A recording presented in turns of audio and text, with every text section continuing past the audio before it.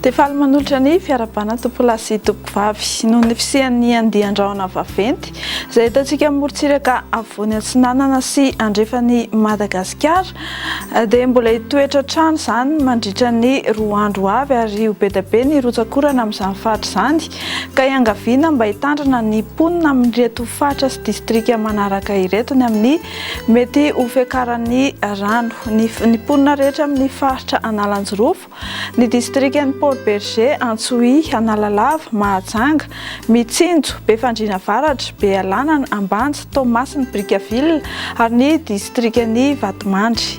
Arak'izany ary dia toy izao ny antsipiriany amin'ny toetrandro no vinavinaina ho amin'ny rapitso faha 1 ny volana Martsa 2024. Ho amin'ny rapitso maraina dia hanorana malefaka ny Antalasy ny faritanin'ny Toamasina iray manontolo ary mipakatra dia amin'ny faritra Vadivavy-Fitovinany.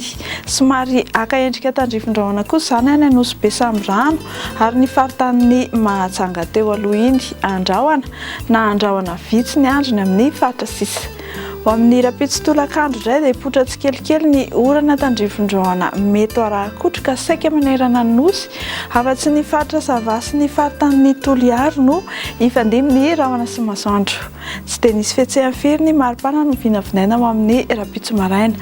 Aty amin'ny faritry ny Avoatany izao dia manodidina 10 hatramin'ny 12 degré no voatombatombana.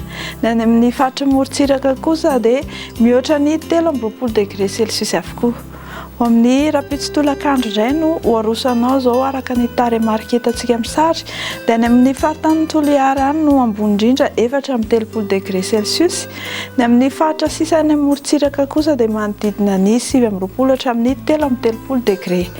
Raha hivoaka ivelan'ny Gasikara ianao dia omena fahafapo hatrano amin'ny rapitso hibalika be avokoa ny masoandro afa-tsy ny faritry Maurice sy Seychelles ary Comores sy Bangkok no hanorana malefaka ary mety araha-kotroka indraindray izany amin'ny takariva sy ny amin'ny alina.